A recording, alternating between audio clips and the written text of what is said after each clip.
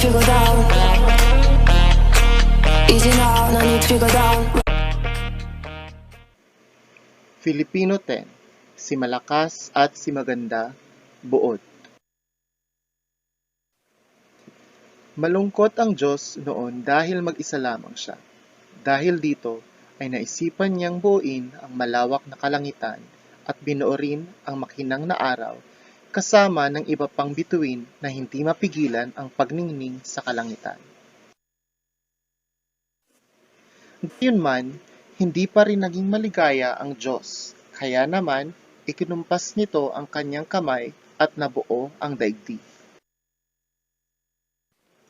Sa loob ng pabilog na hugis nito ay nabuhay ang iba't ibang nilalang tulad ng mga puno, halaman, isda, at mga ibong malayang nakalilipad sa kalangitan.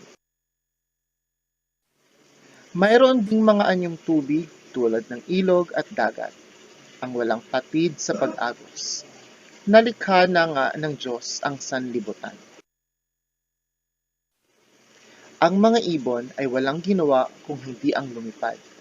Nang minsang mapadapo ang isang ibon sa kawayan, mayroon siyang kakaibang tinig na narinig sa loob nito.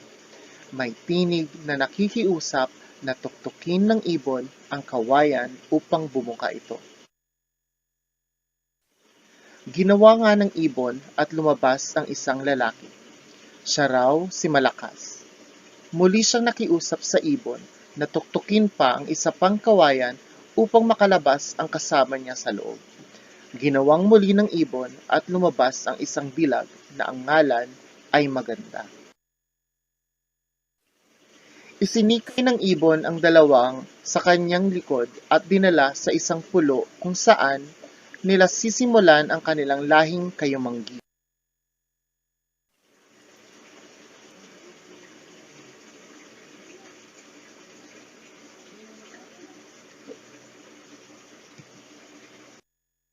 Maraming salamat. Ito ang buod ng si Malakas at si Maganda.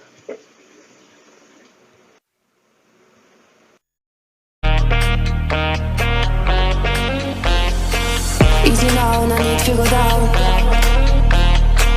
Easy now, no need to go down.